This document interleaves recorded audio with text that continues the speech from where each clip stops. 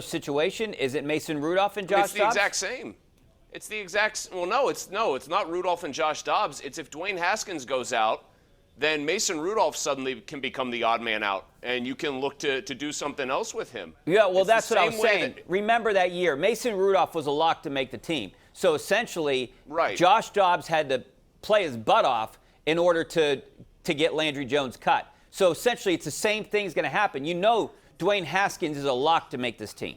Lock. Yeah, I'm saying, I would say that if Haskins, though, plays really well, it bumps Rudolph and Dobbs stays. I guess that's my point. It's not what you're describing where there was already, a first and a third, and then Dobbs had to play his way in. It's right now like a first and a second, but you will move Haskins up to that second and just get rid of Rudolph, is I guess my point. It's essentially the same situation. I just don't think that Steelers fans should assume that because Mason Rudolph is not playing, that his spot on the roster is secure, because when Landry Jones didn't play in this exact same scenario, his ended up not being that way. That's all I'm saying.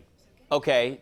Could it potentially be a money thing? Because we know that Mike Tomlin would go with the cheaper guy if it's all, the same. If it's all equal, he's going to go with the cheaper guy, right? Mason Rudolph makes obviously a little bit more than these other two guys. Can they trade him? Could they do something with him? I mean, they could. If Haskins can you get shows anything that he can for handle, him? If Haskins shows he can handle backup quarterback duty and you can keep Dobbs around because Roethlisberger appreciates his intelligence and his acumen, somebody out there might be willing to give you a 6th-round pick for Mason Rudolph.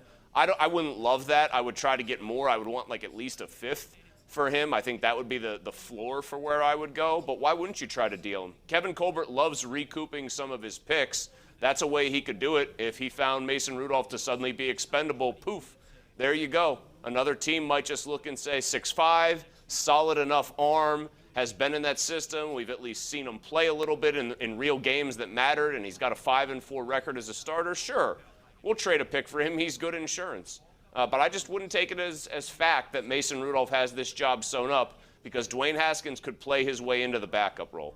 All right, I want to talk a little bit more about this. We're getting some calls about it, 412-575-2600.